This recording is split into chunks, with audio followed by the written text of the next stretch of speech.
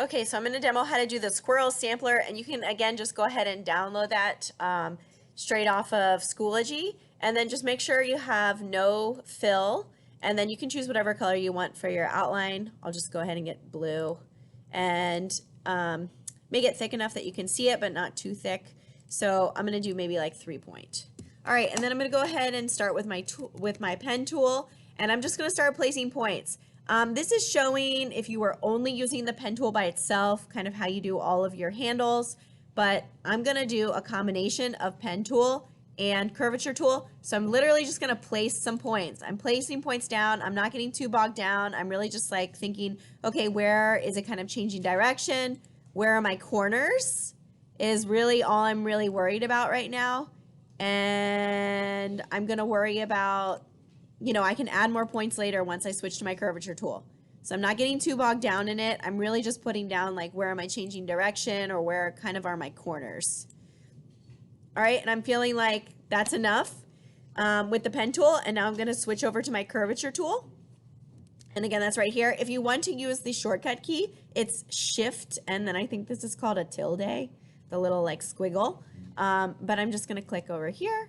And now I'm gonna start dragging things into position.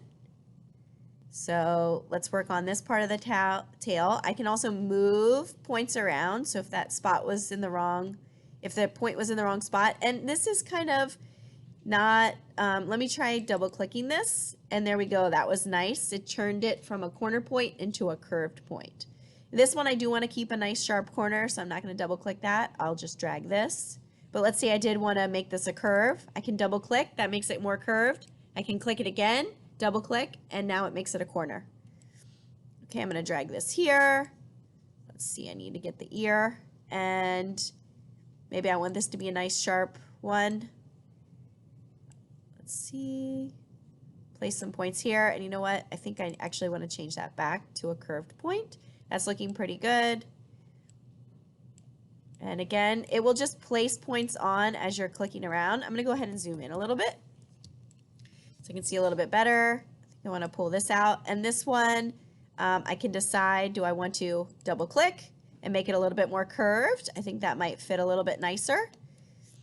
This one, I think as well, I'm gonna double click and make that into a curved point. And again, if you don't know, just double click. Right? And it will toggle back and forth, and you can decide, oh, you know what? I did want it the other. I wanted a corner or I wanted it a curve. It's okay. It's super easy with the curvature tool to switch back and forth between them. Maybe this one, do I want that like so? You can decide. Okay, so I'm just gonna go ahead and continue dragging these points to where they go, and it looks like maybe I need to push this back up. And let's see here, drag this one out. I'm going to zoom out a little bit.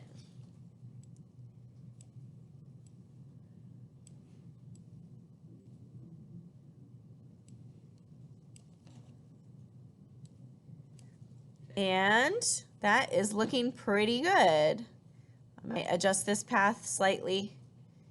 But yeah, I think overall this looks pretty good, very close to the original underneath. At this point, I can go ahead and add a fill color. So I think when you're working, even if you're gonna work with a closed shape that you know at some point is going to be filled in with a color, you want to work with an empty fill, just because the fill is gonna get in your way when you're putting your points down. So you're gonna make your shape and then add your fill at the end. So I'll go ahead and let's make this, give this a fill, and I can even take off my stroke at this point as well. And we can see there is my nice squirrel, looking pretty good. There's a few points that I could probably still adjust, but I feel like it's 99% of the way. If I want to get really picky, let's see, we can get extra picky if we want. Let's move this. Maybe I need to get another point down here. And maybe I'll shift this a smidge and pull this out a little bit. And there we go. I think this is pretty, yep, that's looking pretty good. And you can see how easy the curvature tool makes this and how nicely it works together with the pen. So get your basic points down with the pen tool and just get some points down, right, to enclose your shape, and then use your curvature tool to refine the shape, drag it all out. Don't forget you can double click to convert a point to a corner, and then if it wasn't supposed to be a corner, double click again to make it back into a curve. If you have too many points, you can click on a point and hit the delete key on your keyboard.